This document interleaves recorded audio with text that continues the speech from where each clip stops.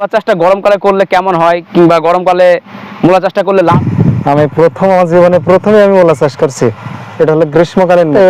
এটা আমি পরীক্ষামূলক ফার্স্টে লাগাইছি, কারণ এটা হলো 45 দিনে, যেটা বলে মালিক সিডের KTX 770। খুব আরামসে মূলা করতে পারে, শুধু একবার না, দুইবার। 45 দিন 90 দিনের মধ্যে দুইবার।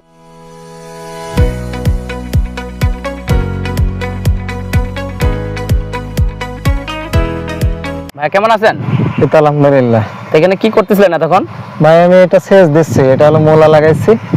আমি আমার জীবনে প্রথমে আমি মূলা চাষ করছি। এটা হলো গ্রীষ্মকালীন মূলা।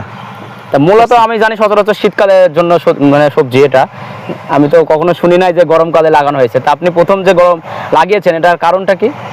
ভাই এটা হলো অল্প দিনের ফসল বলতে, এটা আমি পরীক্ষামূলক ফার্স্টে লাগাইছি, কারণ আমি পেঁপে চাষ করবো। পেঁপে চাষের মধ্যে যাতে, এটা হলো 45 দিনের, যেটা বলে মালিক সিডের KTX 726 মূলাটা।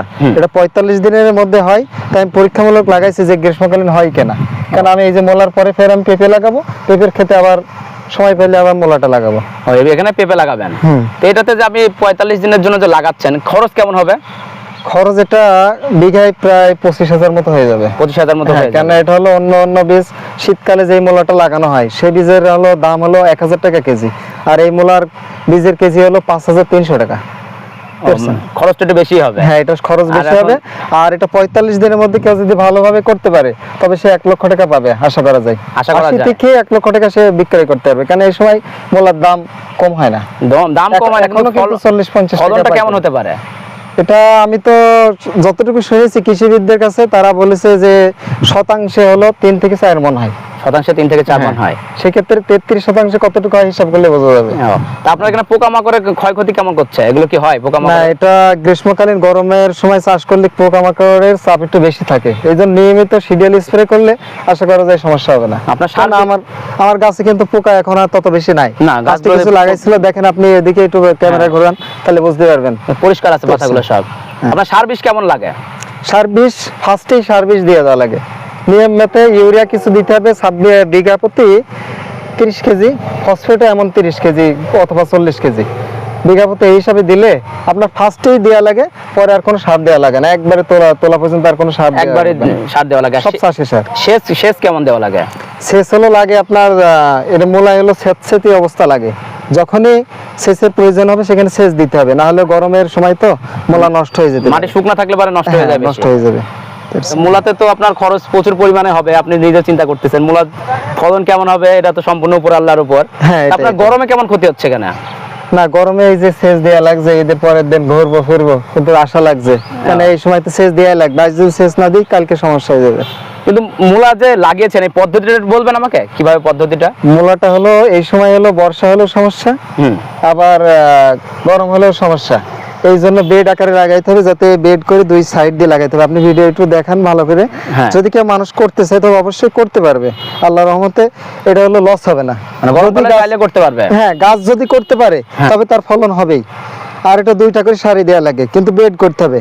আপনার আলু চাষ করে যেভাবে, আপনার দেখেন আপনার এই হলদি লাগাই যেভাবে, সেইভাবে আপনার বেড করে 2 সাইড দিয়ে লাগাইতে হবে। এভাবে লাগাইলে আল্লাহর রহমতে বর্ষা আসলেও পানিটা উপরে উঠবে না, ক্যানেল করে দিতে হবে যাতে পানি বাইরে হয়ে যায়। এটা শুধুমাত্র বর্ষায় ক্ষতির জন্য এটা করা? কারণ আমি তো দেখছি শীতকালে মানে সচরাচর যেভাবে বীজ ফেলে ওইভাবে লাগানো, কিন্তু এইভাবে কোনো সময় দেখি না।